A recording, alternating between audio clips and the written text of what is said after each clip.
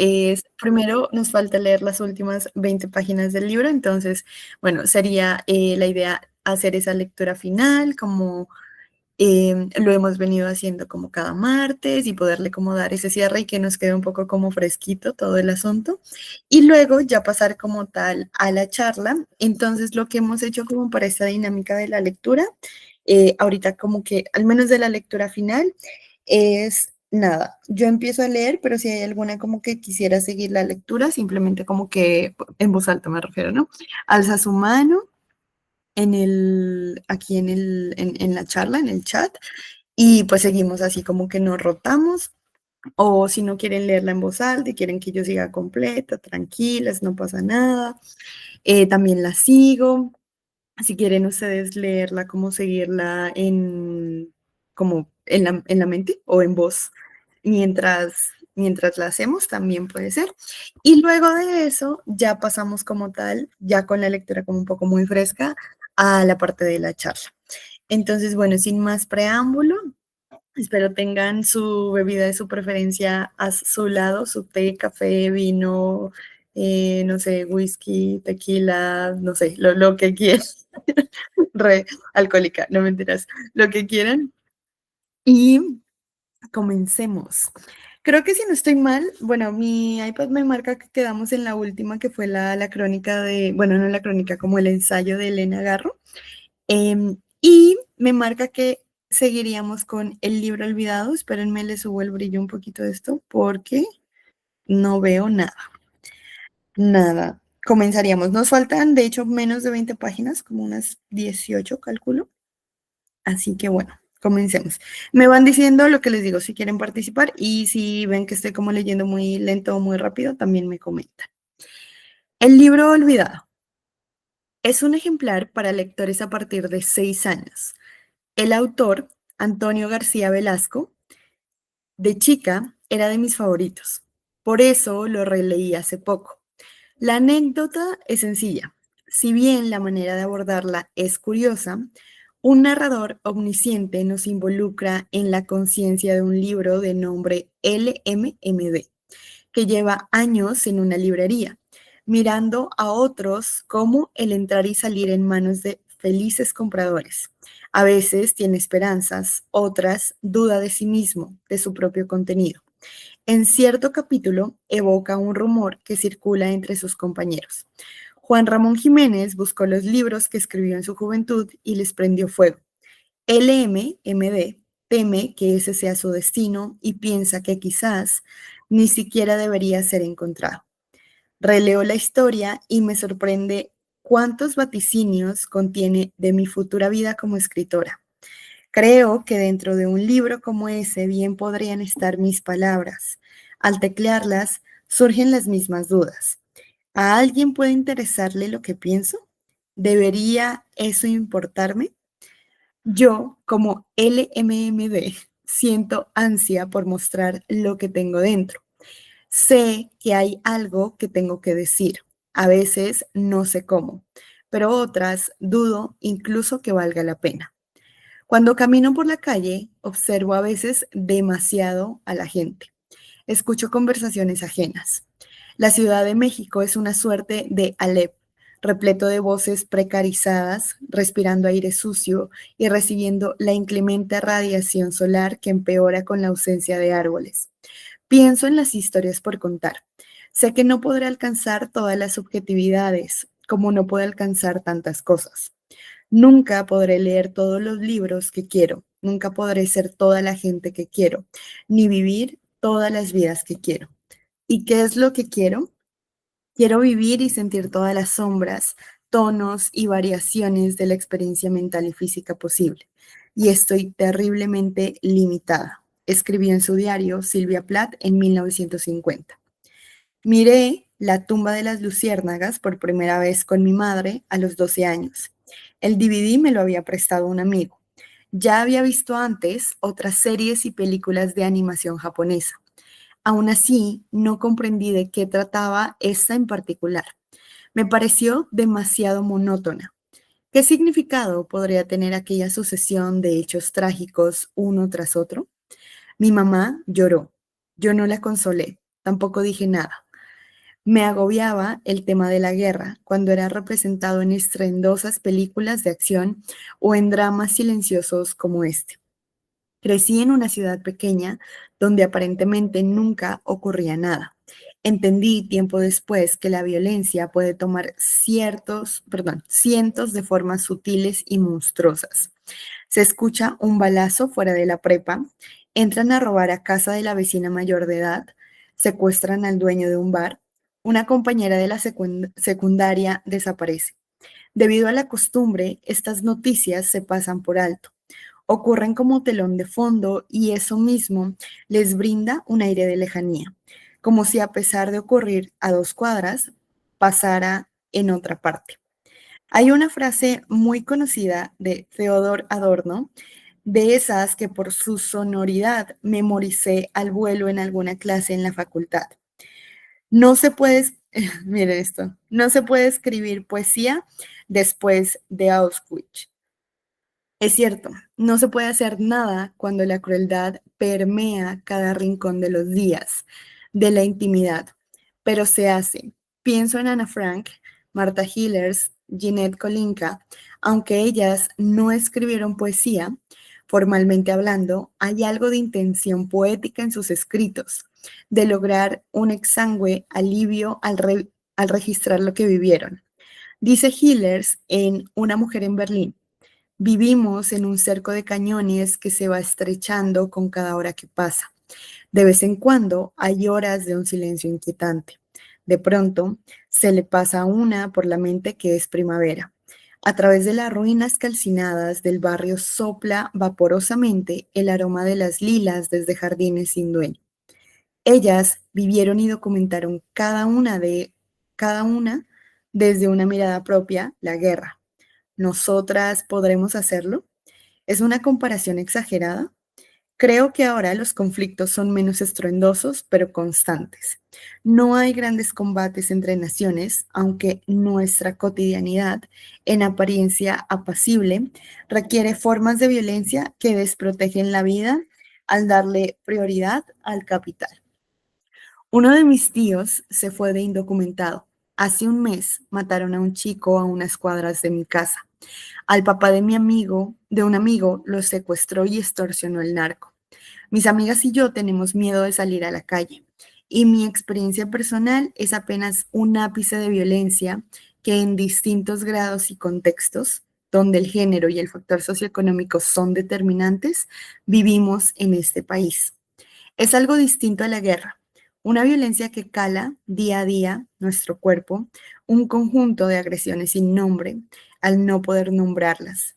Tampoco podemos imaginar cómo terminar con ellas, cómo sanar los vínculos sociales maltrechos, cómo acompañarnos entre tanta incertidumbre.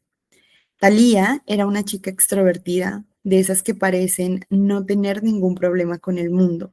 Por el contrario, yo siempre me sentí fuera de lugar en la universidad. Entré a comunicación como tantas personas que quieren estudiar humanidades, pero prefieren no arriesgarse a cursar una carrera poco lucrativa, muchas veces bajo la influencia de sus padres. Hay que decirlo, tampoco hay empleo en el área de medios. Para ser precisos, cualquiera que sea la disciplina, hay pocos puestos de trabajo para personas con estudios universitarios. En clase de producción audiovisual, para el proyecto final, me reuní con Thalía y su mejor amiga. Ellas me integraron a su equipo, dado que yo no conocía a nadie en el salón. Me había cambiado ese semestre al turno de la tarde. En esa asignatura en particular, me exasperaba lo indolente que era nuestro profesor. Aún ahora me sacan de quicio los aviadores, docentes que entran a trabajar por recomendación, no saben nada de la materia y solo improvisan para cobrar un sueldo. El catedrático en cuestión salió al paso con una estrategia infalible: pedir un trabajo por equipos. Como se trataba de producción televisiva, pidió a cada pequeño grupo un remake de sus videos musicales favoritos. A mí y a las chicas nos tocó I Was Made for Loving You de Kiss. Ellas me permitieron dirigir porque no me gusta estar ante las cámaras. Para mí es mucho mejor el backstage. Organizar, gestionar, ver cómo cada indicación se transforma en imagen, close-up, medium shot, plano americano. Thalía y su mejor amiga se esmeraron con el maquillaje. Un par de chicos se unieron al equipo para completar a los integrantes de la banda. El día de la grabación, todos traían las caras pintadas de blanco y negro, todos, perdón, y tocaban instrumentos de utilería. Hacíamos la actividad muy en serio, aunque en el fondo sabíamos que era absurdo. Así podría resumir mis años en la universidad. El último día de clases, durante la entrega del trabajo final, vimos juntos el resultado de la grabación proyectado en la pared. Nos reímos un poco por timidez, otro tanto por el alivio de haber terminado ese engorroso trabajo final. Yo estaba satisfecha con el video, sobre todo por no haber salido a cuadro y por terminar aquella materia insufrible. Al terminar ese semestre, me mudé a la Ciudad de México. Las redes sociales se volvieron mi única conexión con mis compañeros de la universidad. Por ese medio me enteré de que Thalía estaba desaparecida. Entre chistes, videos musicales y fotos turísticas de algún conocido, miré una imagen compuesta por múltiples fotos con su rostro. En todas sonreía, algunas mostrando los dientes. Miraba sin temor a la cámara. En la esquina inferior derecha, con letras negras sobre fondo blanco, pedían una oración por Thalía para que se encontrara bien donde quiera que estuviese y agradecían por adelantado cualquier información sobre su paradero. Me pregunté qué habría pasado, si algo habría ocurrido para llegar a esa situación. Seguramente nada. La escuela debió seguir como siempre. Clases durante todo el día, en turno matutino y vespertino. Alumnos platicando en las bancas. La cafetería con los mejores chilaquiles del mundo. El patio sin árboles con el pavimento que refleja el sol calcinante de la zona sur de Puebla. Talía y yo éramos de generaciones distintas, así que ella seguía estudiando cuando yo ya había terminado la carrera. Los periódicos en internet decían que había faltado a un examen y una amiga le había escrito varias veces sin obtener respuesta. Por lo poco que yo la conocía, sabía que era imposible que se ausentara sin avisar. Quise pensar cualquier cosa. Quizás fue una confusión, un accidente menor. Ya me enteraría. No seguí el caso de cerca. Igual no podía ayudar estando tan lejos. Y hubiera sido poco sutil preguntarle a su amiga por los detalles, cuando no me había comunicado con ellas en todos los años después de irme. Días después me enteré de la noticia, también en redes. Algo frío me recorrió el estómago. Mi dedo índice pesaba, resistiendo a seguir el morbo de la prensa, y sin embargo, abrí el enlace. Me enteré de detalles relacionados con el cuerpo de Thalía que no repetiré aquí. Prefiero recordarla con esa sonrisa amplia, mostrando todos los dientes, cantando a Kiss o sacando una pluma de su lapicera para prestármela. Siempre olvido llevarlas a clase. Mi hermano más pequeño tiene 15 años y es melómano. Su género favorito es el rock. Una temporada reproducía aquella canción de Kiss sin parar en su bocina Bluetooth. Nunca le conté la historia de Thalía para no quitarle algo importante, aunque a estas alturas es absurdo ocultarle cualquier información. Es parte de una generación que accede a todo tipo de datos con facilidad. Cuando hago una visita prolongada a Tlaxcala, hay días que nos quedamos platicando en la noche mientras trabajo en algún encargo. Él dibuja, es otra de sus aficiones. De fondo escuchamos música. Su canción favorita por estos días es Pump It Up Kids de Foster the People. Yo la había escuchado un par de veces de fondo en algún café o una fiesta. Un día platicaba con él y me dijo que le encantaba la letra de la canción. La pusimos en YouTube con subtítulos. El vocalista representa la voz de un asesino escolar que en tono calmo les dice a sus compañeros de escuela, corran, corran o les dispararé. Le pregunté a mi hermano por qué le gusta tanto. Me respondió que el contraste de la voz suave y tranquila con un tema tan sórdido lo hace sentir mejor cuando está triste. Yo recordé los cuentos de Nelly Campobello, donde una niña pequeña se hace amiga de un cadáver arrojado a la vuelta de su casa. La voz de la niña es ingenua, pero también lúgubre. En ambos casos prevalece la ternura. A veces, cuando termino de trabajar, mi hermano y yo nos desvelamos platicando, con la emoción y la culpa de hacer algo prohibido, porque al día siguiente le costará muchísimo levantarse para ir a la secundaria. De repente, él me pregunta qué rumbo tomará el mundo. Intento decir algo inteligente, lo discutimos un buen rato y no llegamos a nada. Yo tenía la misma duda a su edad y siempre intentaba resolver con mis amigos. A veces creíamos que nosotros cambiaríamos la situación.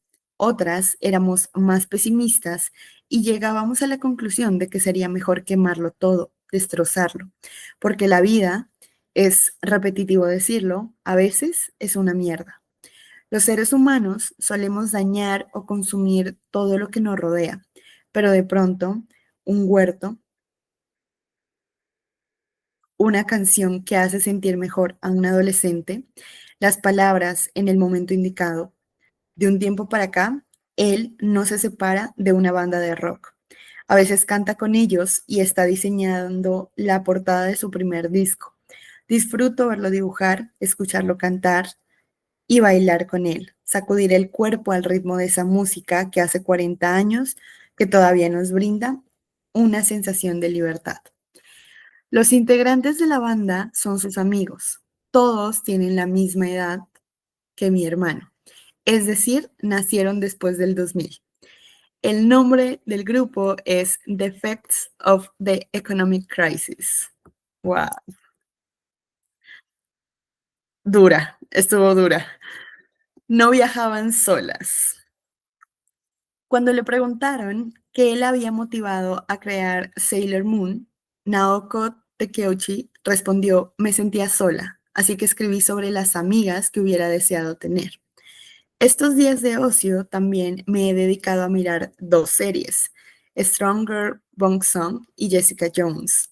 Si bien hay una distancia cultural abismal entre ellas, ambas relatan la historia de una chica inusualmente fuerte para su entorno.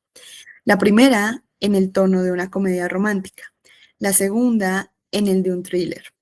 Aunque su aparición en cine y televisión sigue siendo inferior a la de superhéroes, no cabe duda de que las superheroínas están de moda. En los 90, cuando Sailor Moon se emitía en televisión mexicana, no era así. La dibujante japonesa fue pionera al conformar una épica totalmente femenina. En su manga, que después fue transformado en anime, un grupo de mujeres guerreras lucha por la justicia a través de generaciones de linajes femeninos unidos por el afecto y el cuidado común.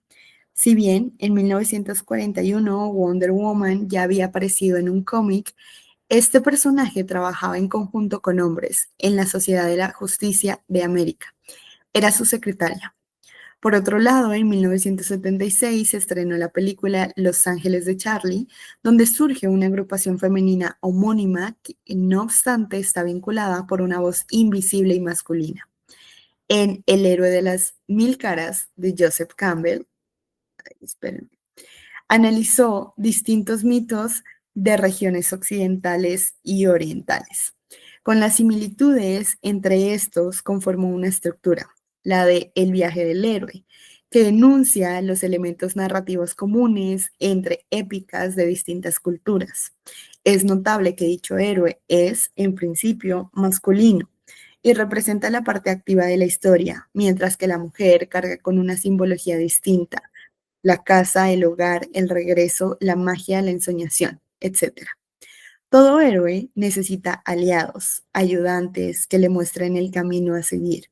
La compañía de seres sobrenaturales o elementos mágicos lo conducen hacia su destino.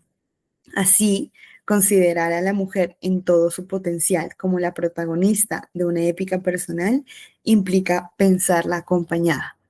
Abundan textos sobre la amistad estudiada como parte intrínseca de la condición social y política del ser humano. Tenemos ejemplos a través de toda la filosofía occidental: Platón, Aristóteles, Cicerón, Michel de Montaigne, Jacques Derrida y Giorgio Agamben. Hay un elemento crucial en sus propuestas. Estos filósofos parten del supuesto de que la relación de amistad, en su sentido más trascendental, existe sobre todo entre hombres. Esto es debido a que es reciente la inclusión de la mujer como sujeto filosófico y participante activo de la sociedad. Es a partir de los primeros movimientos feministas que consiguieron el voto en 1920 en Estados Unidos y en años posteriores en otros países, cuando se establece colectivamente en el mundo occidental la inclusión del género femenino en las decisiones políticas y económicas. Una habitación propia, 1929, de Virginia Woolf, fue publicado en esa época. Quizá por ello su tema principal es la necesidad de la escritora de tener un espacio de trabajo y a través de sus creaciones un lugar en la literatura. Cuando leí por primera vez ese texto, tuve una sensación extraña. Con todo y los casi 100 años que nos separan, por fin pude identificarme con la autora de un libro, comprenderla al pie de la letra.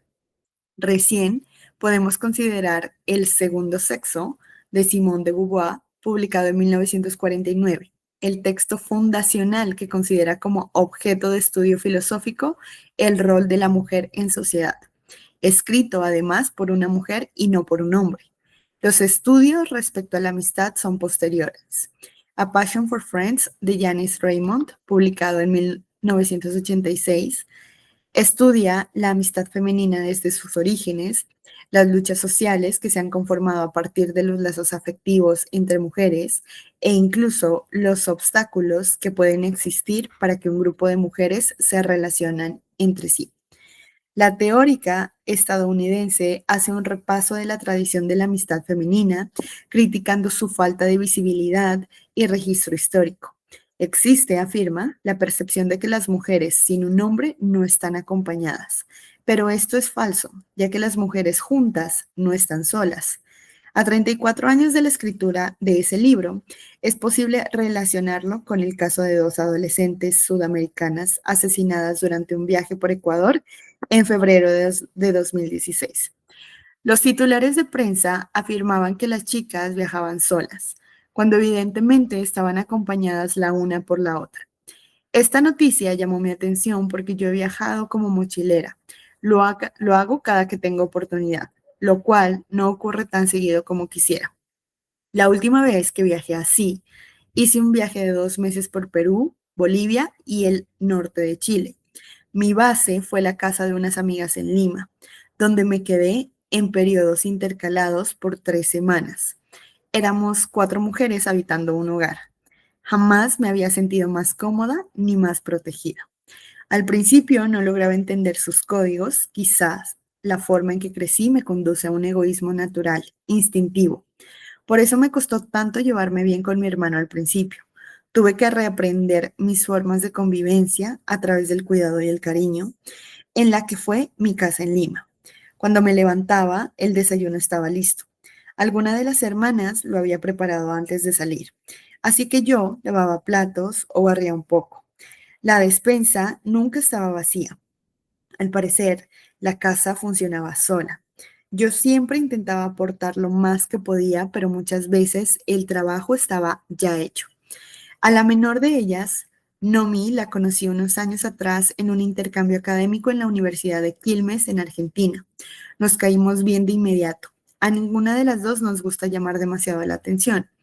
Ella, como sus hermanas, es Nikkei, japonesa de segunda generación. La de en medio, Pauchi, es una reconocida violinista. La mayor, Angie, es abogada. Todas las noches nos reuníamos en la mesa del jardín a comentar el día, a beber té o café o cerveza. Me costó entrar en su diálogo natural y relajado. Me costó confiar en mi modo de ser, en mis palabras. Para Janice Raymond, el borrado histórico de la amistad femenina proviene de entrada de la falta de autoestima que genera el patriarcado en la mujer. La mujer no se ama a sí misma, perdón, la mujer que no se ama a sí misma no puede amar a otra. Durante toda mi estancia en su casa, admiré el ritmo de trabajo de mis amigas. Nomi es la productora de Pauchi. En ese momento estaban preparando juntas un concierto próximo en Berlín. Angie da clases en la Pontificia Universidad Católica del Perú. Todas llevaban un ritmo de vida vertiginoso. Yo iba más lento, ya que estaba ahí de vacaciones. Un día, por fin, pude retribuirles todo lo que me habían cuidado en ese país. Las demás estaban ocupadas, así que yo acompañé a Pauchi al hospital. Tenía un malestar en la rodilla y le iban a hacer estudios para descartar algún padecimiento grave. Ella estaba muy nerviosa, ya que eso podría afectar su próximo concierto. Aunque no hablamos mucho, estuve a su lado un par de horas. Le conseguí un poco de agua y la tapé con un rebozo que traía puesto. Estuve a su lado mientras el médico le hacía una ecografía. Escuchamos el sonido de la circulación de su sangre. Lloramos de alivio cuando el médico nos dijo que todo estaba bien. Recordé algo que leí, una conferencia que dio Johanna Hedva en 2015. La protesta más anticapitalista es cuidar de otro y cuidar de uno mismo.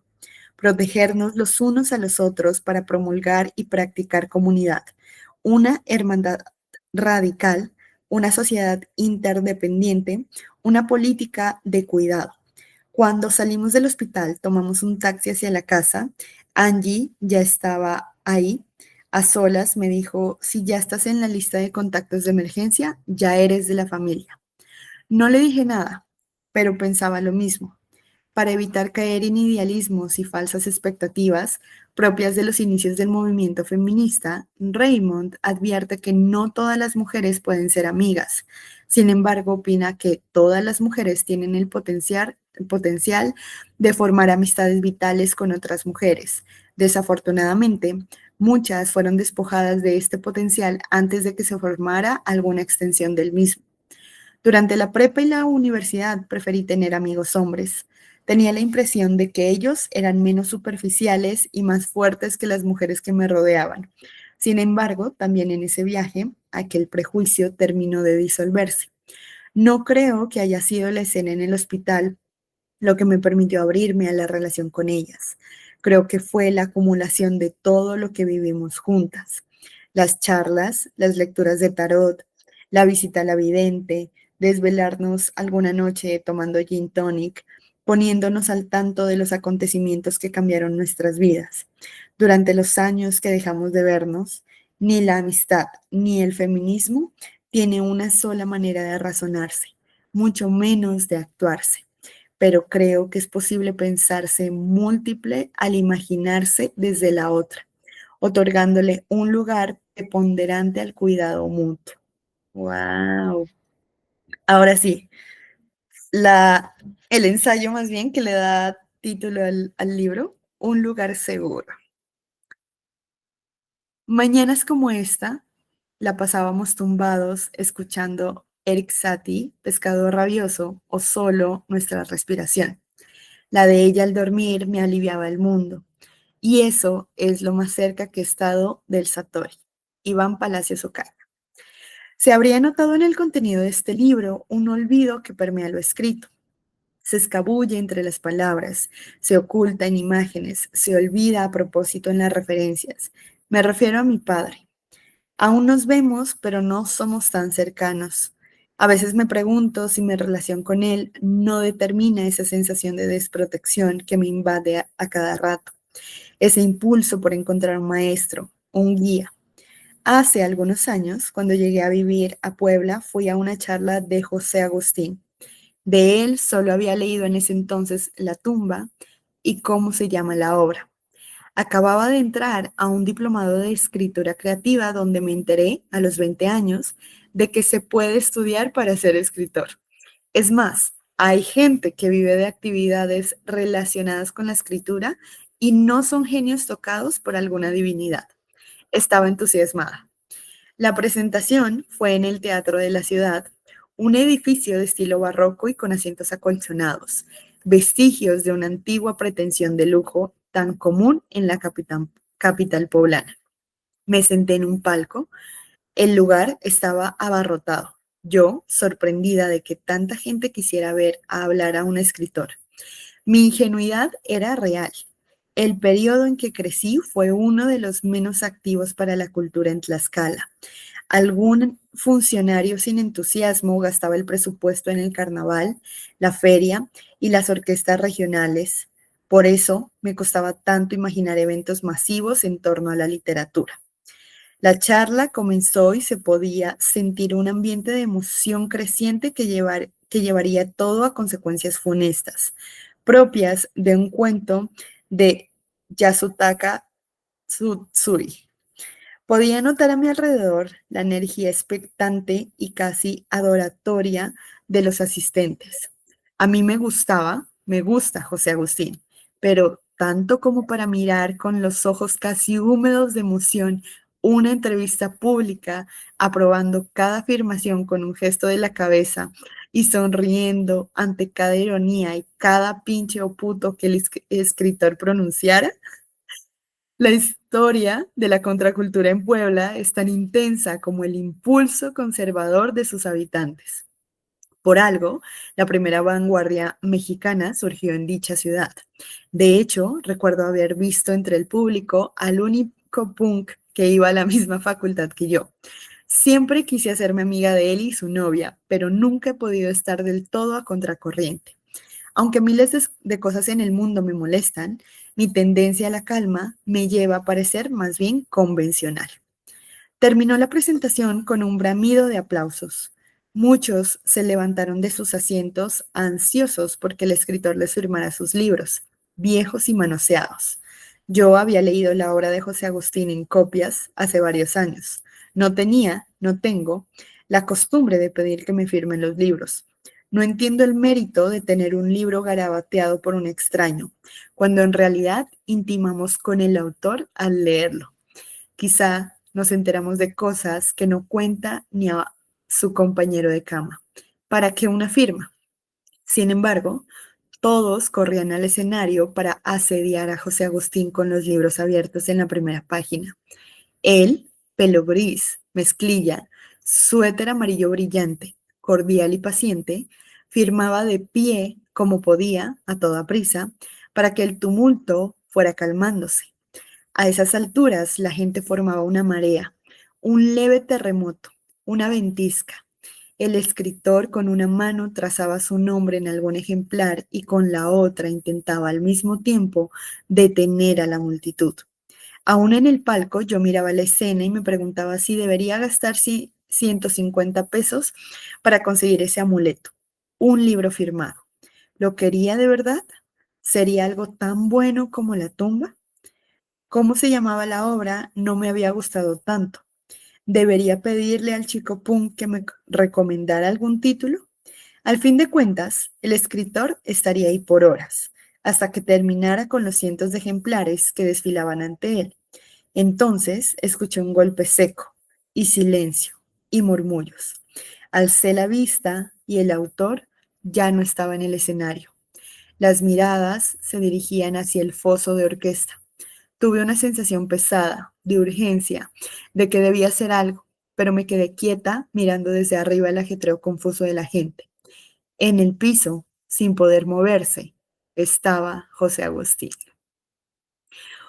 Parece un thriller en estos momentos. Uno de los organizadores tomó el micrófono. Estoy segura de que las manos le temblaban tanto como la voz. Nos pidió evacuar el edificio. Fuera, escuché conversaciones. Algunos lo habían visto más cerca, más de cerca o más lejos. Alguien dijo que hubo sangre.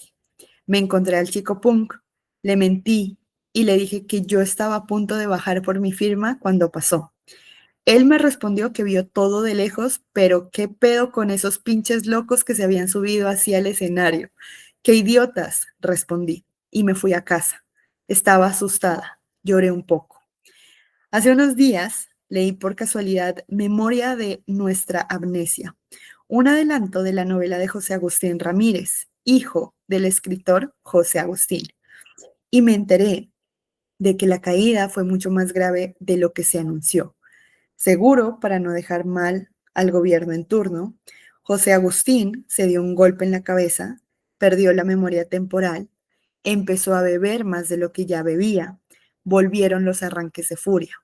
Ramírez habla de su padre y se vuelve a ratos su sombra, esa necesidad de hombre de medirse con el padre, desde Luke Skywalker hasta Juan Preciado. Le cuento a un amigo y me recuerda que Pitol buscaba a su madre. Y me pregunto, ¿por qué hay tantos hombres buscando cosas?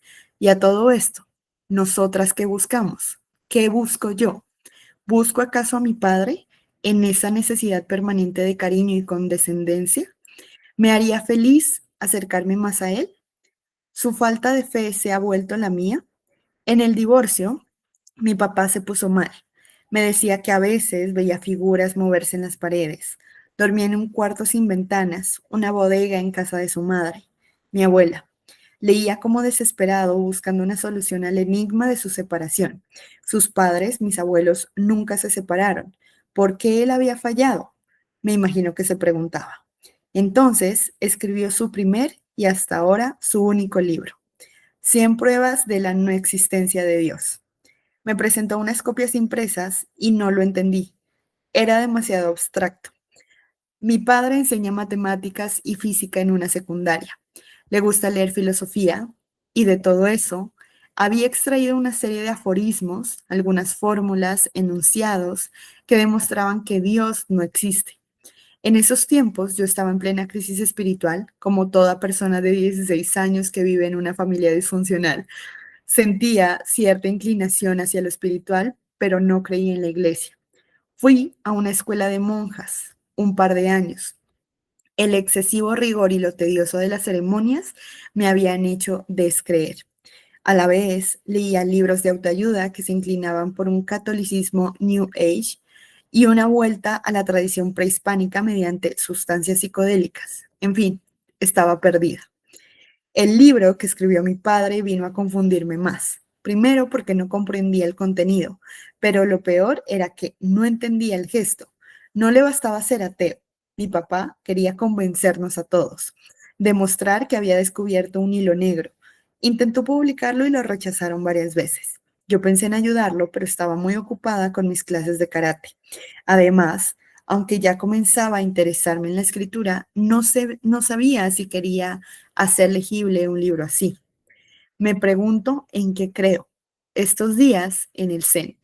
Estoy leyendo El Camino Total de Salvador Benestra, el libro en un intento por crear una filosofía íntima personal que utiliza prácticas enfocadas en situarse en el momento presente y buscar la concentración máxima a través de la aceptación del entorno. Intento aplicar esa forma de pensamiento a mis problemas familiares. De todas formas, ¿cómo podría solucionar el pasado? ¿Tiene sentido obsesionarse con eso? Un poema de Cecilia Pavón dice: a veces, cuando paso por la iglesia de San Expedito, prendo una vela verde y roja y pido algo. El otro día pedí paz. Una vez hace 3 años pedí claridad.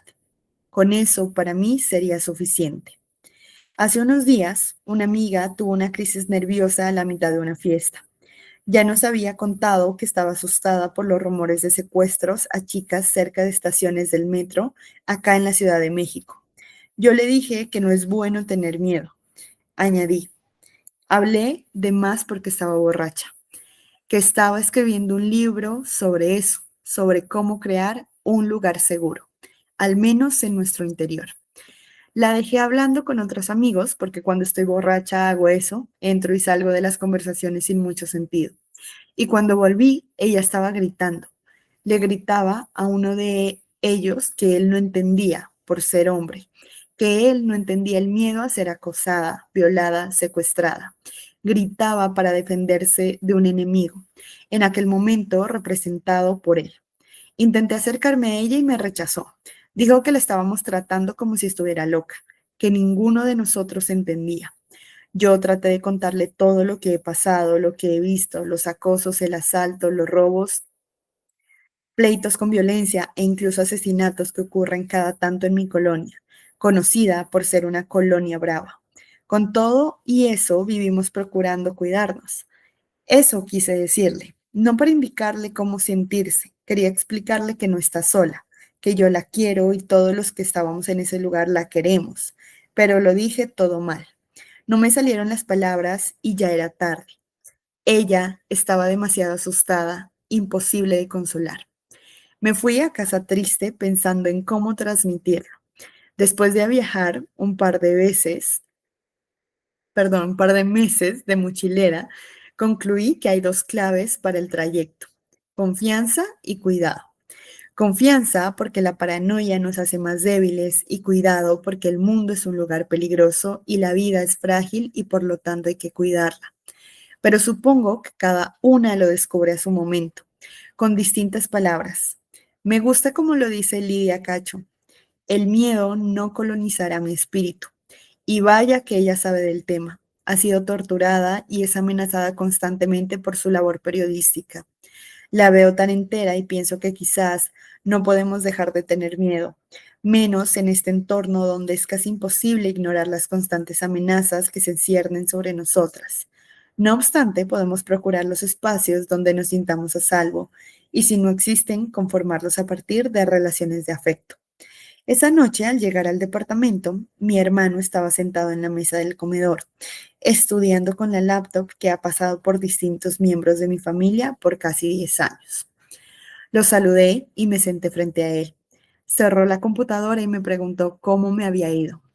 Le conté lo que me pasó en la fiesta. Platicamos un rato de la situación en esta ciudad, de las precauciones que tomamos, los accidentes que hemos tenido, el miedo que casi siempre nos acompaña al estar en la calle, de lo distinta y parecida que es al lugar donde crecimos.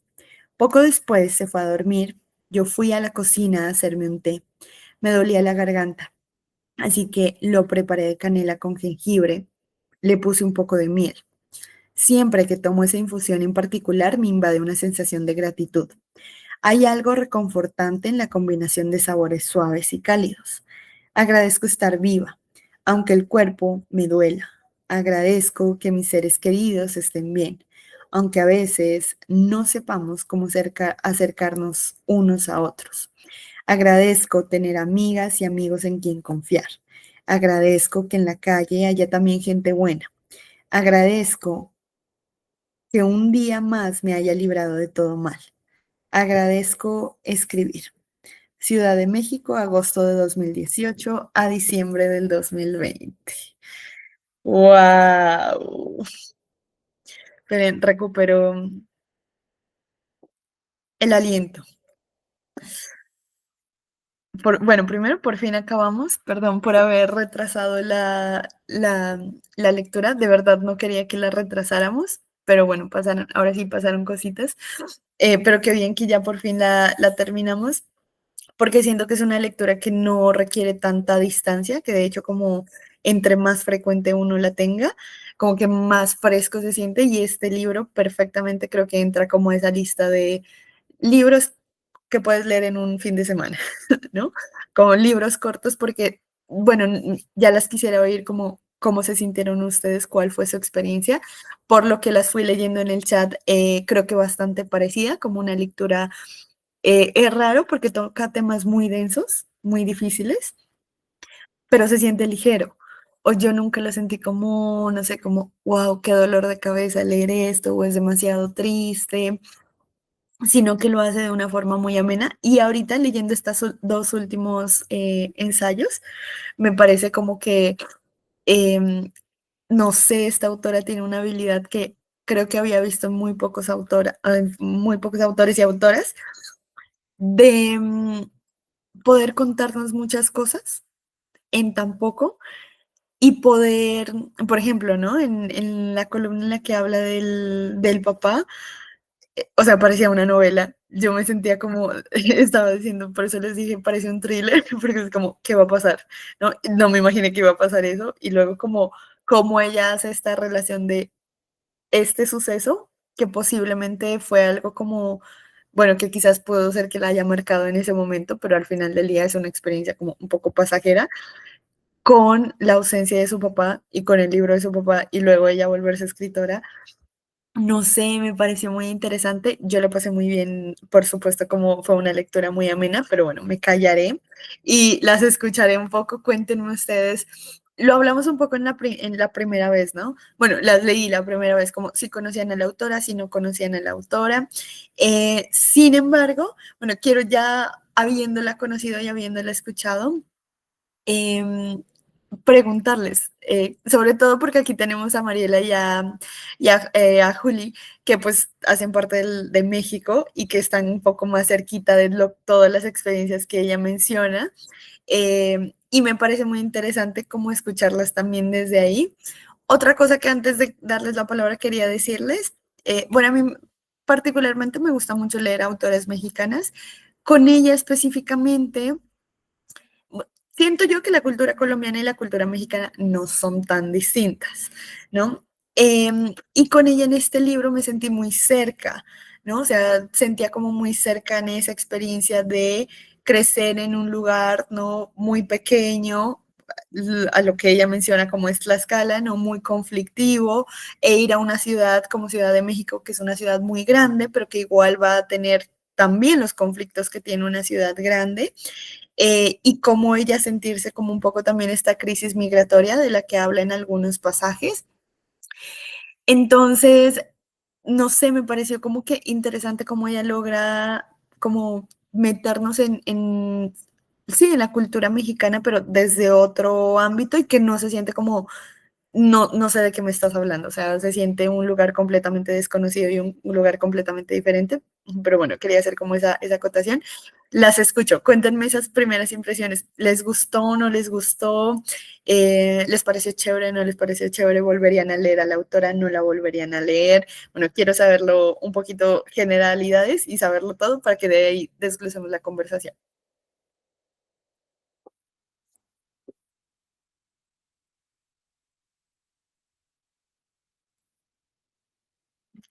Cuéntanos, Mariela. Bueno, yo nunca había leído esta autora Ajá. y sí, me gustó mucho, como tú dices, ¿no? A pesar de que cuenta temas muy fuertes, ¿no? Como la violencia, los feminicidios y demás, no Ujú. se te hace tan pesado, ¿no? Y yo creo que en general es fácil entenderla, no tiene tantas regionalismos, ¿no? Sí es fácil Ujú. para los extranjeros entender, porque a veces Ujú. lees cosas que no entiendes, o sea, no entiendes el contexto, como que es un chiste local y no lo entiendes. Ajá. Y con ella no, sí se presta a entender bastante bien de una manera general, aunque no seas de lugar, ¿no?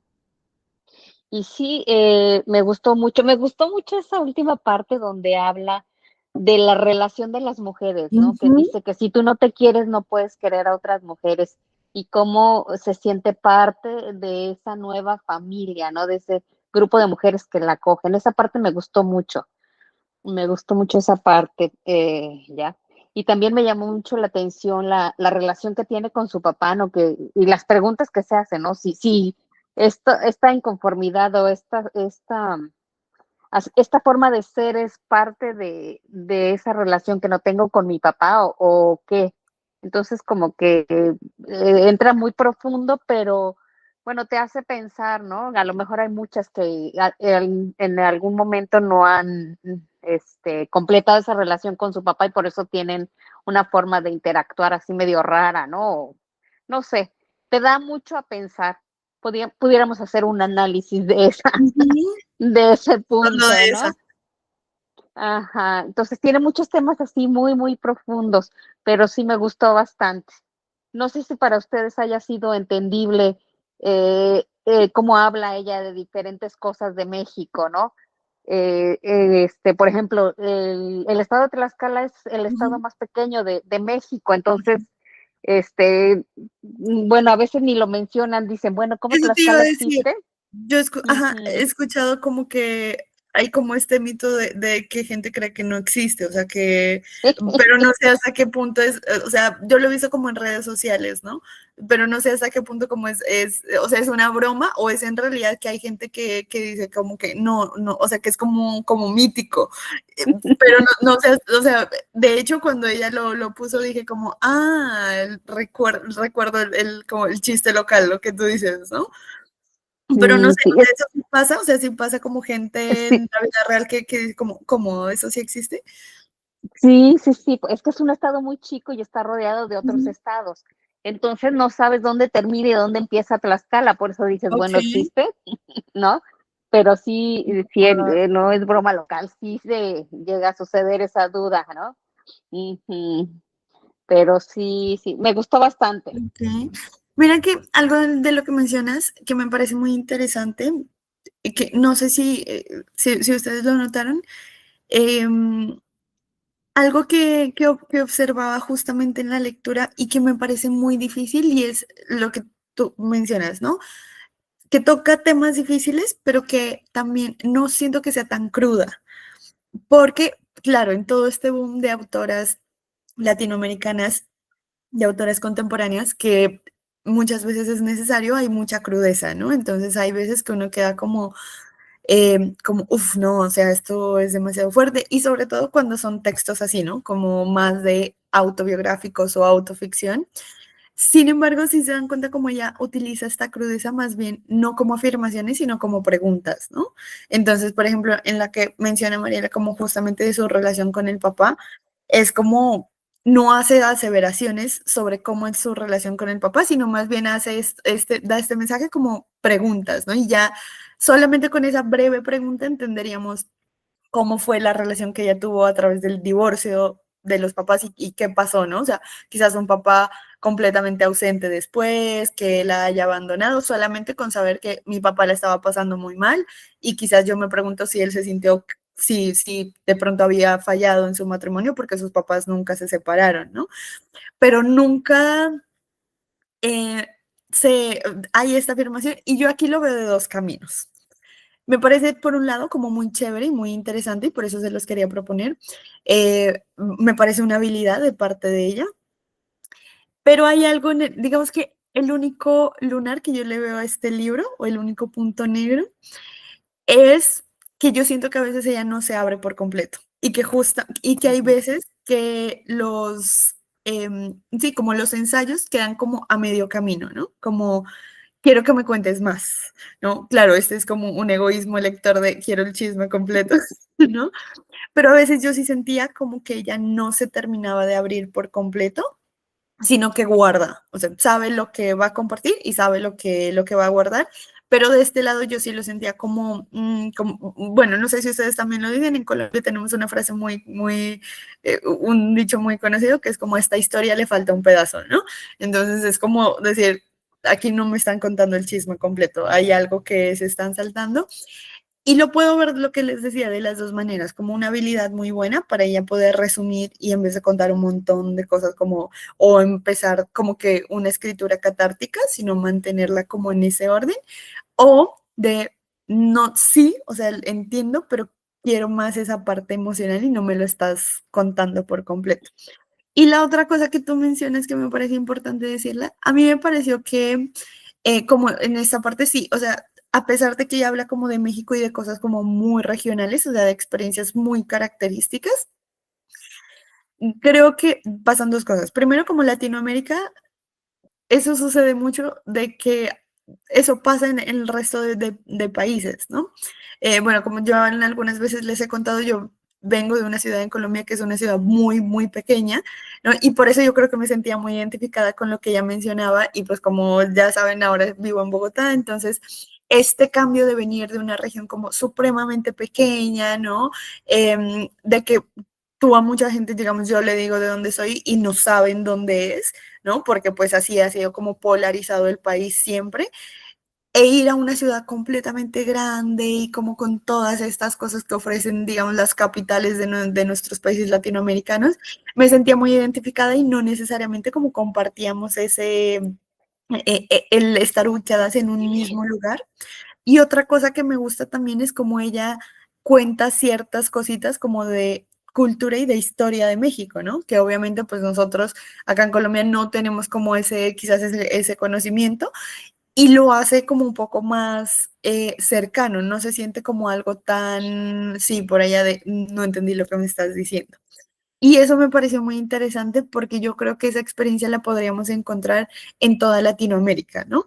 De muchos rincones o muchas ciudades muy pequeñas que han sido como olvidadas o han sido relegadas, ¿no? Y que justamente por eso son ciudades bueno, en su caso serían estados, en nuestro caso serían departamentos que viven mucha violencia, pues porque son olvidados, ¿no? Y cómo estas personas, pues al salir, es, digamos, ese cruce de cosas que pasan como un poco a profundidad. Pero bueno, nada, me encantó escucharte, Mariela, como siempre, y me gusta. Me faltó una cosa que quería decir muy importante antes de dar la palabra a Juli, y es esta parte de la amistad me pareció muy interesante porque yo, bueno, siempre que hay como este tema, yo siempre se los comparto y me hace pensar mucho en los clubs de lectura. Que los clubs de lectura son espacios donde tendemos a socializar e incluso a generar lazos. Yo siempre lo digo, con personas que uno en la vida cotidiana, por obvias razones, quizás no generaría esos lazos, ¿no? Bien sea por la brecha generacional, en este caso, pues por estar en diferentes países, en diferentes ciudades. Y como ella lo menciona, me parece como que muy interesante porque al final del día, pues todas estas cosas, ¿no? Como clubs de lectura, por ejemplo, los clubes de lectura, es raro cómo la lectura empezó siendo una actividad que solamente los hombres lo podían hacer y solamente los hombres podían acceder a ella. Y hoy en día es una actividad donde hay más mujeres que hombres, ¿no? Y pues donde se ha hablado mucho de este fenómeno, si es en realidad que a los hombres no les gusta hablar de libros, o sea, leen, pero no les gusta hablarlos, no ven el sentido en compartir su opinión, o que para algunos hombres es muy difícil escuchar a mujeres, ¿no? Escuchar porque muchas veces son historias de mujeres y pues que quizás no es tan interesante para ellos escucharlo. Entonces, me parece muy interesante porque yo siempre he visto los clubes de lectura como un espacio también, pues como cualquier otro espacio de socialización y me pareció un ensayo muy bonito de poder compartir esa amistad femenina que yo siempre digo, hay cosas que solo suceden, como habrá cosas que solo suceden en la amistad entre hombres, hay cosas que solo suceden en la amistad entre hombre y mujer y hay cosas que solo suceden entre la amistad entre mujeres, pues porque compartimos ciertas cosas que solo suceden en esos espacios y en esos grupos. Y me gusta cómo escribe también desde la cotidianidad. No sé cómo lo ven ustedes, que sí, claro, ¿no? Hay algunos ensayos, por ejemplo, el de Elena Garro, pues que se nota que es un ensayo súper crítico, súper informado, súper profundo, como con todos los dones de literarios, pero hay otros de pues hablemos de la amistad, ¿no? O sea, no tiene que ser algo como supremamente elaborado, puede ser como hablemos de lo que comí hoy, hablemos de lo que hice hoy, ¿no? Hablemos de lo que visité, no necesariamente tiene que ser como esto, increíblemente magnífico. Bueno, ahora sí, cuéntanos, Juli. Hola, hola, buenas noches. Hola.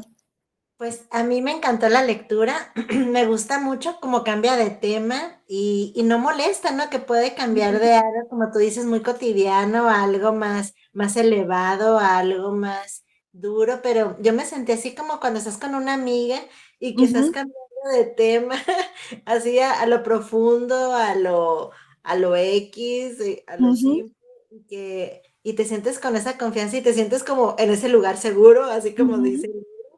Y así como el ensayo No viajaban solas, así me ujú, sentía, como ujú, que acompañada en toda esta ujú, lectura con una amiga.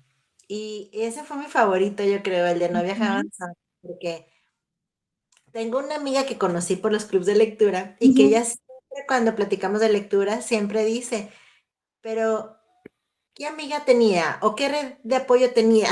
Entonces ujú, ahora yo me fijo mucho en eso. Y es cierto, o sea, qué importante es tener una red de apoyo dentro del libro, pero también nosotros, ¿no? Como tú dices, Caro, los clubes de lectura, toda la profundidad que nos dan, ¿no? Para una lectura que nos puede gustar un libro, lo podemos disfrutar, pero ahorita que estamos las cuatro, tenemos ujú, otras tres visiones, otras tres emociones que igual y nos encanta, y no le vemos nada malo, pero escuchamos otra percepción y, ay, o cosas que no habíamos visto, o igual ujú. y puntos de vista desde Colombia, Ajá. no sé, pero uno va descubriendo más cosas y le das profundidad y ves como un caleidoscopio y te enriquece muchísimo. Entonces, ese fue mi favorito.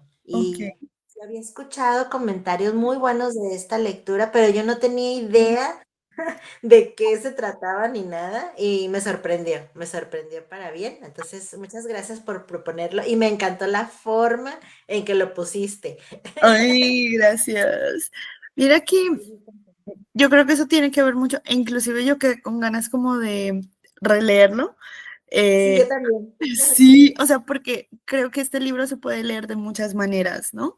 Entonces, pues claro, ¿no? La lectura en voz alta, lo que yo les digo, me gusta mucho porque permite como interactuar en vivo, que muchas veces eso pasa en los clubes de lectura cuando uno va leyendo y como uno mira una frase, un párrafo, pero obviamente como el spoiler, no todos vamos al mismo tiempo, en cambio aquí es como en vivo y en directo de que veían que muchas veces, ¿no? O sea, es algo corporal que yo les decía, ¿no? Como, uff, qué dura esta parte, o como, ¿qué les pareció eso que acabamos de leer? Está chévere, cómo lo están viendo. Pero esta es una lectura que yo quedé como, quiero volver, o sea, quiero volver y quedarme como en esa parte que me está diciendo X cosa. Y claro que el ser una lectura tan corta lo permite. Entonces, me alegro mucho que les haya gustado como esta dinámica un poco loca que la seguiremos haciendo como la lectura en voz alta, porque creo que es forzosamente estar como presentes en la lectura, pues porque obviamente eso no permite como, no sé, a mí, ¿no? Claro, como ver, ni siquiera ver la hora, ¿no? Es como una hora de desconexión total.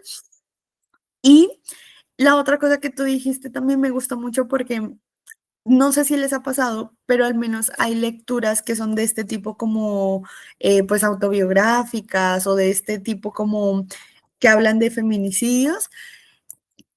Yo hace poquito vi, si quieren voy a buscar y si lo encuentro les envío, que me pareció un post muy creativo de una chica que hace como contenido de libros, que decía como kit de emergencia, ¿no? Para lectoras y era como todos estos libros, por ejemplo, El Invencible Verano de Liliana, ¿no? O estos libros que son un poco autobiográficos y que son pues de algún hecho feminicida y que a veces no es tan bueno leer ese tipo de libros. O sea, uno podría leerlo y uno dice como, ay, sí, qué chévere, pero no sabemos la historia detrás de una persona que de pronto eso le desate como cualquier cosa. Y ahí es muy bueno justamente estos espacios para poder decir como, no, o sea, este libro me está afectando mucho emocionalmente, ¿no? O este libro no me está gustando, pero esta parte está súper fuerte, está súper densa. Y creo que ella lo pone de una forma también muy interesante, ¿no? De una forma en donde las personas que conocemos también pueden ser familia, también pueden ser círculos. Y yo creo que no hubo mejor lectura más ad hoc para esta temporada de diciembre, ¿no? Que pues trata como de la unión, la fraternidad, ¿no?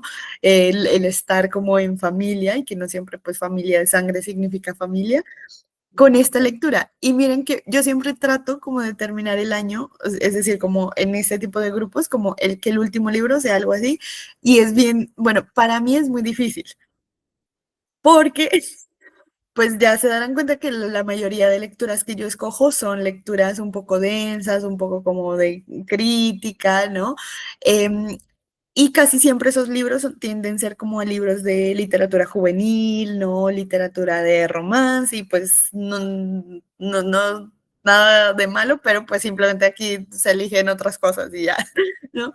Pero este libro me gustó justamente porque va por ese camino, ¿no? Como ella hace críticas.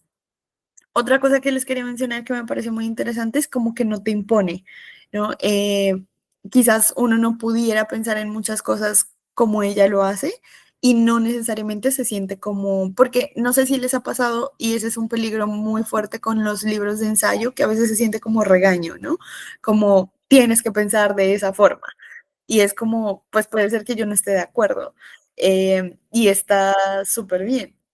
Hace poquito me pasó mucho con un libro. A mí usualmente casi no me pasaba o no me pasa y descubrí que no era que no me estuviera gustando el libro, sino que no me estaba gustando cómo piensa la autora. Bueno, yo les he compartido, yo tengo posturas políticas bastante radicales, bastante progresistas, bastante como de izquierda y todo esto. Y hay una autora colombiana que es muy, bueno, no sé cómo se les diga en México, en Colombia se les dice tibios, ¿no? Que es como alguien pues de centro, que no quiere posicionarse, que es como, bueno, sí hagamos de esto, pero también hagamos de esto. Y yo soy súper válido todo, pero era como cada columna lo mismo, lo mismo, lo mismo. Y yo decía, ¿por qué me cuesta tanto este libro? Y es porque quiero zarandear a esta persona y decirle, ¿por qué estás diciendo esas cosas? Y eso me parece súper interesante, ese ejercicio. Pero también en este libro noté justamente esa lejanía de la autora que me parece buena, ¿no? De puede ser que yo no esté de acuerdo contigo, no esté de acuerdo en lo que me estás compartiendo a un 100%, sin embargo no me estás diciendo qué tengo que pensar, ¿no? ¿Qué tengo que opinar? O por qué esto está bien o por qué esto está mal, ¿no? Entonces, eso me parece un ejercicio bastante interesante porque no todos los autores lo logran y me parece que es bastante difícil, ¿no? Poder separar como yo piense como persona y que no te estoy obligando a que tú pienses de determinada forma. Y nada, eso me pareció como muy, muy increíble. Y yo también, mira, Juli, al mismo comparto como tu parecer de, yo había escuchado maravillas de este libro. Ahora entiendo por qué. O sea, sí. O sea, todas las personas que escuchaba, yo lo escuchaba en podcast, decían, o sea, este libro es increíble, te lo acabas en una tarde, ¿no? Tiene como que todo, y yo decía, pero es que está súper cortico, que puede ser. La verdad es que sí me pareció, yo creo que una de las lectoras favoritas de este año.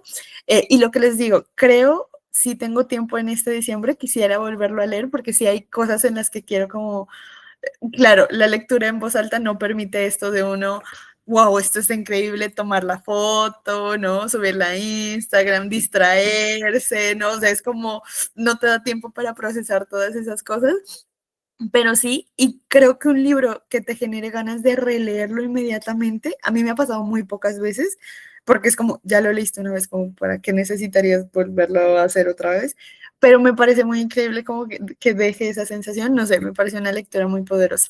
Y te quería pedir una disculpa, te interrumpí y me alargué. Continúa, ¿no? ¿O ahí habías acabado? Ok. Es que tuve la sensación de que te interrumpí y como que me alargué, entonces listo. Gracias, Juli, por participar. Cuéntanos, Mariela.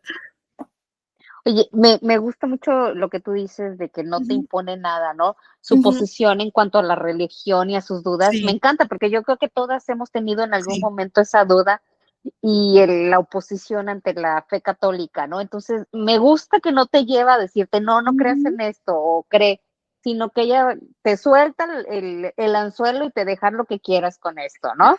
Tú toma tu posición y yo me hago de lado, ya te lo planteé. Y otra, me encantó la posición a lo que habla de los escritores, ¿no? De pedirles el autógrafo, porque bueno, cuando eres un lector asiduo, bueno, casi te vuelas la cabeza por ir a sí. conseguir la firma o comprar el libro, la edición hermosa. Entonces me gusta el punto de vista de ella, ¿no? Como escritora, dice, bueno, ¿por qué le dan tanto, no? Le hacen tanta fiesta, tantas olas a una persona que nada más se dedica a escribir, ¿no? Entonces me gusta esa posición, ¿no? Que te da ella de su punto de vista cuando nosotros, bueno, adoramos, ¿no? Tener la firma o adoramos a los escritores, ¿no? Nos vuelan la cabeza. Entonces me gustan sus puntos de vista, vaya, sin imponer.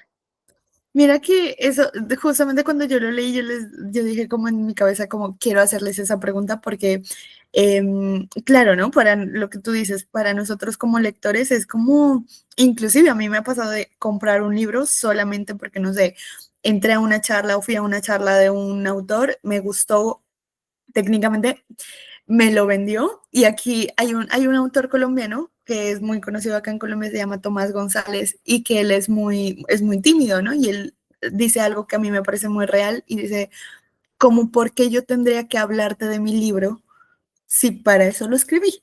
Entonces, como, no tiene sentido de que yo te hable de un libro, o sea, ve y léelo, ¿no? O sea, él se refiere como a todos estos eventos de presentación del libro, de charlas, ¿no? Es como, como, ¿por qué yo tendría que hablarte del libro? O sea, justamente para no tener que hablar, yo escribo, ¿no? Y él es súper cero como de charlas y todas esas cosas. Y yo les quería hacer, o sea, ¿ustedes qué opinan? A mí me pareció una postura muy interesante porque, y me hizo recordar cuando ella dice como esta parte de, si justamente, pues la conversación que sucede es entre el libro o el autor y el lector cuando el lector, ¿no? Está leyendo. Y bueno, en México yo sé que es conocida y de pronto ustedes pueden ubicar a Piedad Bonet, ¿no? Que es una autora colombiana muy importante y a mí eso me pasó, ¿no? Y ahí yo dije como, ¿será importante conocer a los autores? Yo esa autora la amaba. O sea, para mí Piedad Bonet es como, o sea, ella es la razón por la que yo me convertí en lectora, porque cuando yo estaba en la universidad, estaba como en segundo o tercer semestre, una profesora nos hizo leer como un capítulo de Lo que no tiene nombre y yo quedé, o sea, yo hasta ese momento, o sea, no sabía que habían autoras en Colombia, literal, yo me acuerdo perfecto el momento que la fui a googlear y yo como descubrí un nuevo universo, ¿no? Me gusta mucho su poesía, ¿no? Me gustan mucho algunas de sus novelas, era una autora que yo, o sea, libro que sacaba, libro que compraba, hasta que la conocí. Y yo dije, qué persona tan insoportable.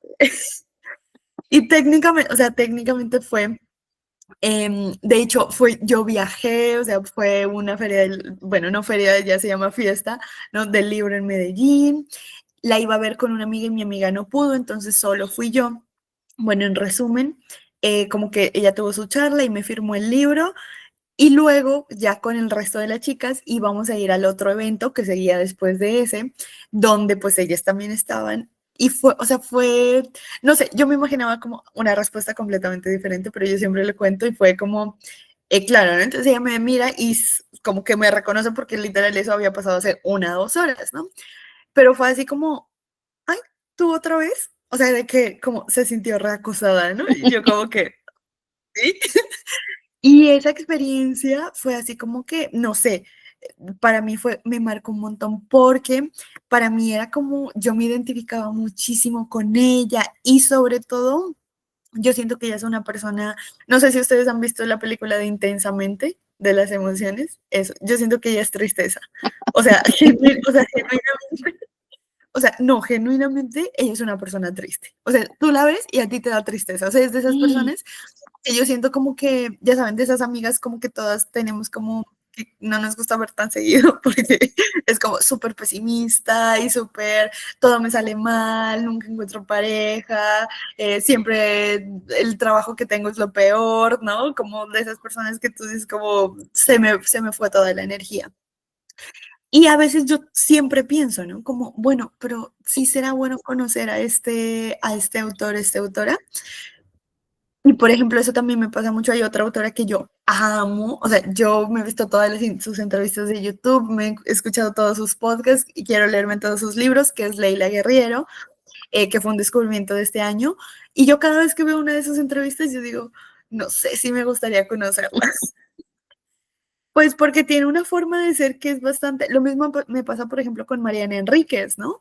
Que conecto un montón con ella, me encanta ver sus entrevistas, me gusta incluso más escucharla que leerla, em, pero tiene una forma de pensar tan particular que digo como, no, no, o sea, no sé si serías, o sea, si serías así en persona, así como tan buena onda, como dicen ustedes, como pareciera, ¿no?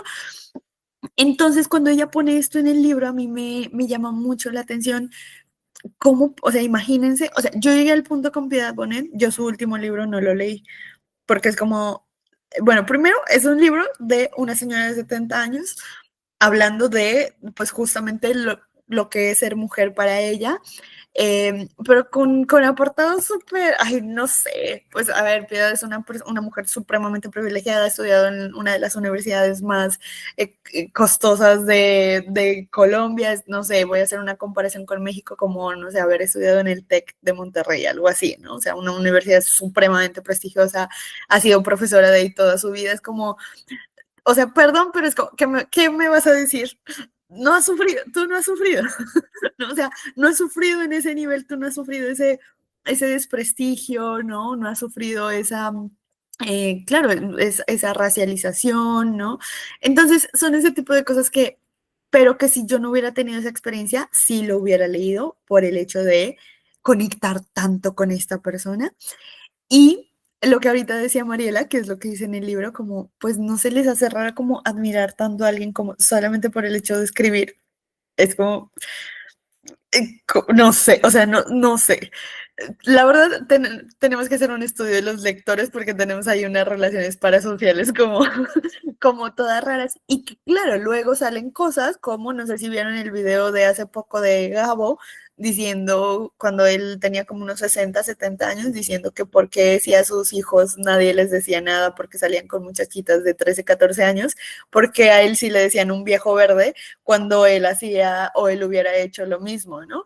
Y entonces ahí uno se sorprende y dice, ¿cómo? Por Dios. Pues sí, es un señor de la costa del Caribe colombiano, que ellos hacen eso hasta este momento, que se crió en este ambiente. No, no justificó, obviamente, ¿no? Pero sí es una explicación de decir, pues sí, ¿no? O sea, es obvio, ¿no?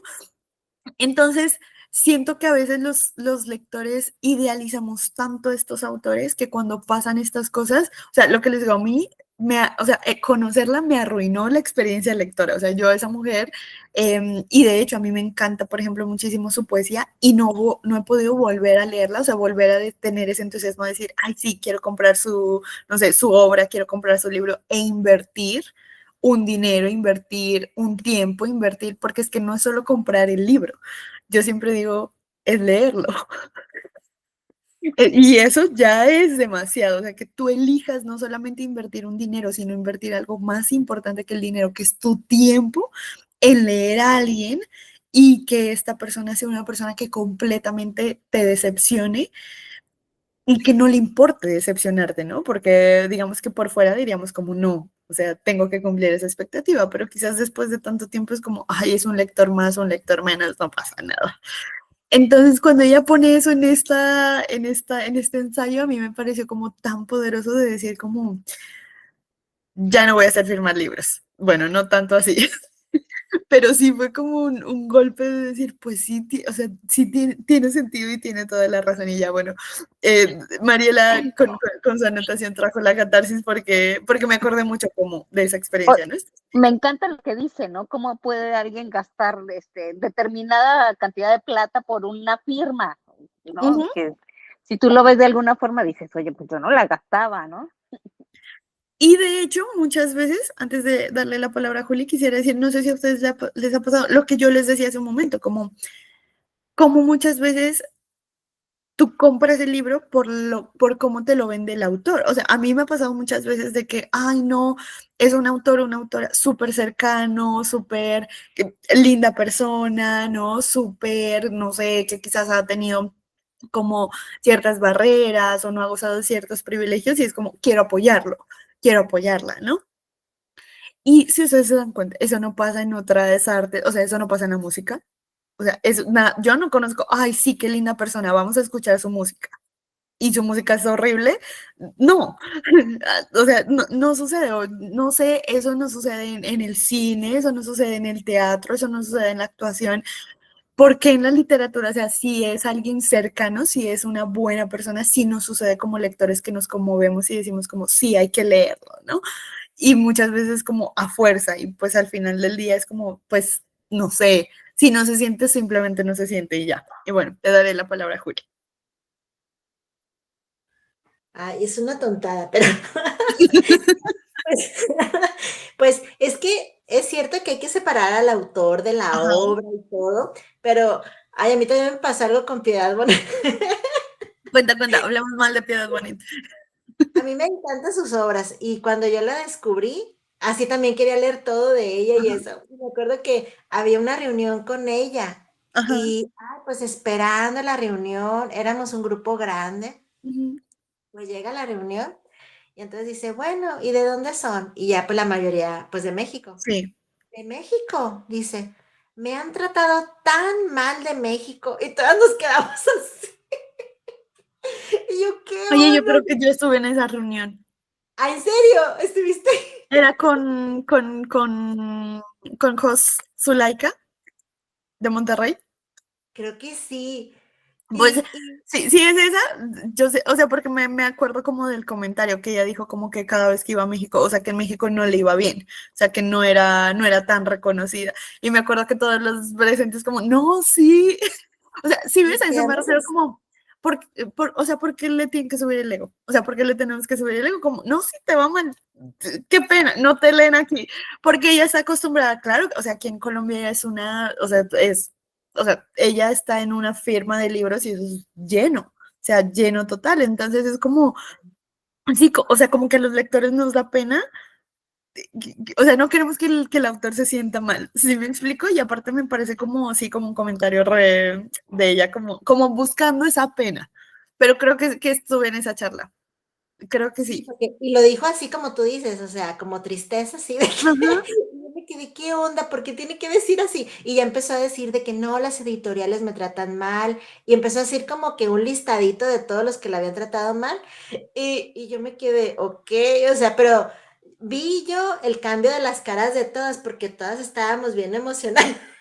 Y Wow. cuando estaba haciendo sus comentarios, como que todas así, como que nos vamos o nos disculpamos por Bueno, adiós, que estés bien. entonces, a veces es difícil como que separar y yo sí la leería, ¿no? Porque me gustaron mucho Sí. todo lo que he leído de ella, pero ya no es igual que con otras, por ejemplo, no sé si han leído a Francisca Solar de Chile.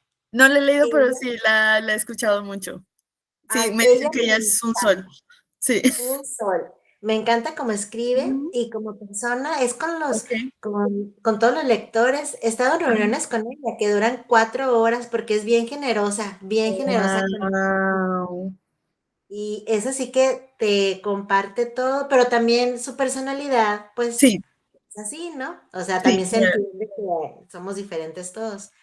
Entonces, con ella es de que video que sube, lo veo, si ella Ajá. saca un libro, lo voy a comprar. Entonces, Ujú. se crea también una lealtad, que es lo que también menciona, Exacto.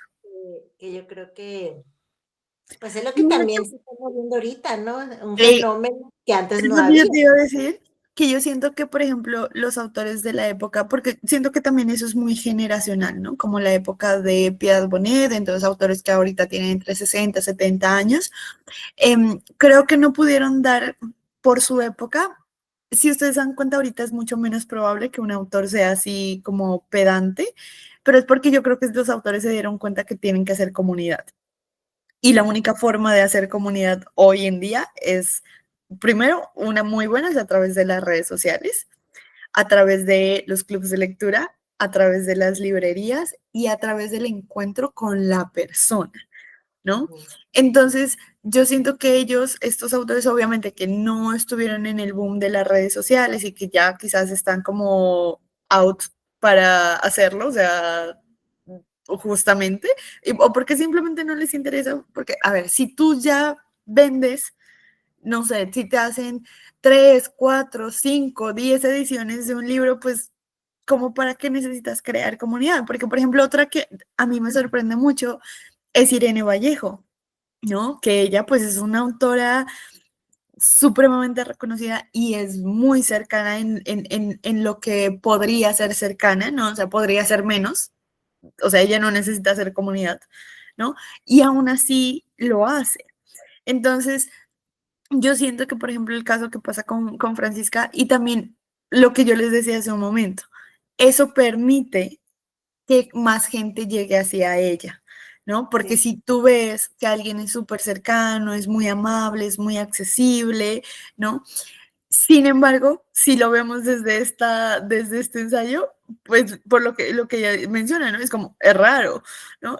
Lo que yo les decía ahorita, o sea, es raro que uno diga como, ay, no, es que esta cantante es súper cercana, es súper accesible, ¿no? Entonces sí vamos a consumir su arte, pero yo creo que los autores empezaron a dar cuenta que no pueden estar, porque antes yo veo que el autor era como allá, o sea, encerrado en su escritorio y que su trabajo solo es escribir. Y sí, pero yo siento que el arte en general y bueno, la literatura en la que nos basamos eh, necesita de conexión humana, necesita como de esto de no solamente me cuentes algo de allá, sino como cómo voy a conectar yo con esta historia, cómo voy a conectar con este libro. Ujú. Entonces sí me parece que es importante como para los autores como salirse de esa burbuja sí, de estar encerrados en su mundo y de que también, y es que, ay, no sé, ¿saben lo que es tan raro? Que ellos no saben de nuestra existencia y muchas veces un libro, ¿cuánto nos acompaña? Y no hablo solamente emocionalmente, o sea, no sé, por ejemplo, un libro de Santiago Posteguillo que tiene más de 1000 páginas. ¿Saben cuánto me voy a demorar leyendo esas 1000 páginas? Vamos a decir 3 meses. ¿Saben todo lo que puede suceder en la vida de una persona en 3 meses? O sea, a eso me refiero. Por eso les digo, no tanto en emoción. Y puede ser que sea un libro que sí, que sea súper entrañable o no, sino a lo que yo me refiero es todo lo que le pasa en la vida de una persona y que constantemente ese libro nos está hablando, ¿no? Y pasa una semana, y pasan 3, y pasan 6, y pasan 8, y pasan 12, ¿no? Y es como mi vida antes de este libro, no sé, era otra y ahora con este libro ya. Estoy en otra ciudad o no sé, me casé o terminé una relación o tuve un bebé o perdí un trabajo, o se murió alguien de mi familia, se murió una mascota. Entonces, a eso es a lo que me refiero, como que los autores no se dan cuenta del impacto que puede tener en la compañía de una persona la lectura y un libro, y a veces como que lo dan por sentado. Y creo que este ensayo nos invita justamente a eso, ¿no? Como, o sea, imagínense lo que le pasó a ella o sea, el señor ahí se cayó y le pasó un montón de cosas y posiblemente ella nunca se olvide o sea, de esa firma y del estar pensando como, lo compro, no lo compro, y es como, pasa algo trascendental. Entonces, no sé, me llamó mucho la atención como, es que lo que dijo Mariela es muy real. Cada uno de estos ensayos puede dar para una charla. Sí, tienen mucha carnita todos. Ajá. Sí, o sea, ay, no sé, me pareció como que, por eso les digo que hay veces como que sí sentía como que le faltaba, como necesito que me des más, pero yo creo que también es como un arma de doble filo y para ella también es como necesito que el lector piense más, posiblemente, o sea, no le quiero yo dar todo, sino como qué puede surgir de esto, ¿no? Y también eso me parece interesante. No sé, me conmovió bastante esta lectura, justamente como por esas razones. Es una autora que con esas últimas ensayos, la que les digo, de la que estamos hablando, de ese autor, la veo me encantaría leer una novela de ella, ¿no? O sea, creo Sí. que sería muy bien lograda porque solamente en esas 3 páginas yo estaba como que, o sea, me estaba imaginando ahí en el teatro, que está el autor firmando y es como, ¿y qué va a pasar? Dime qué va a pasar. Entonces, no sé, me gustó mucho eso. Me gustaría mucho seguirla leyendo para ver qué sucede. Y bueno, quiero preguntarle, porque la única que no nos ha compartido su opinión es Alexa, pero no sé si anda como escucha, anda por aquí o no, si no, bueno, para que nos cuente. Y como para contarles un poquito cómo va a seguir en ese sentido la dinámica como para estos próximos meses. Yo la verdad es que dudo mucho que en diciembre hagamos lectura. Porque, bueno, yo sé que en México ustedes hacen las posadas, en Colombia hacemos novenas, que es un poquito distinto, pero son todas las noches, del 16 de diciembre al 24. Entonces yo sé que va a ser, o sea, que viene una época un poco como complicada. Sin embargo, sí quiero, la verdad es que esta dinámica sí es muy posible que se mantenga porque pues es una dinámica que sirve como para el ritmo de lectura, es entretenida, a mí en lo personal me gusta mucho, entonces la idea es sí seguirla, pero lo que me gustaría es que también pues las personas que han hecho parte puedan hacer parte como de esa selección. Lógicamente, por la dinámica de la situación, sí necesitamos que sean lecturas cortas, ¿no? Es decir, es muy poco probable que pongamos, estoy tratando como de que los libros no pasen de unas 250, 270 páginas, si es de menos, pues muchísimo mejor, porque eso permite como mantener el ritmo Me gustó mucho la idea que propuso Julia, así como a forma de pregunta, que era como, ok, leemos en voz alta tal parte y luego la siguiente meta adelantamos, no sé, leemos hasta la página 50 y luego adelantamos hasta la página 80 y entonces la siguiente semana nos vemos de la 80 a la 120 y luego adelantamos hasta la 100, no sé, 80 y luego la siguiente semana de la 180 a 220, así, o sea, como a la par cuando sean quizás libros más largos.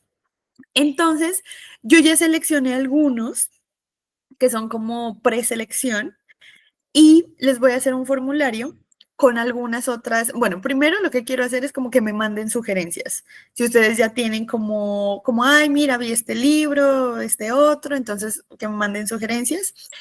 Y con esas sugerencias voy a hacer una encuesta en un formulario de Google para ver cuáles de esas se quedan y cuáles armarían nuestro calendario.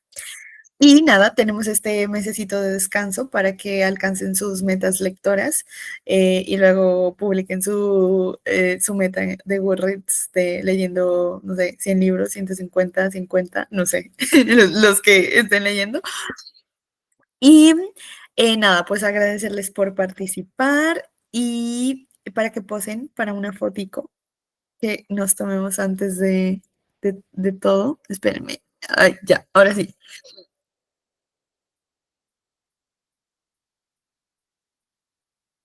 Listo, perfecto, perfecto. Mañana se las mando y se las envío. Así que, bueno, antes de terminar, no sé si me quedó faltando algo, ¿creen? De la charla, algo que no hayamos hablado, que algún tema que no hayamos tocado. Eh, y si no, gracias por unirse, por participar. Mañana les mando igual la grabación y pasen bonita noche.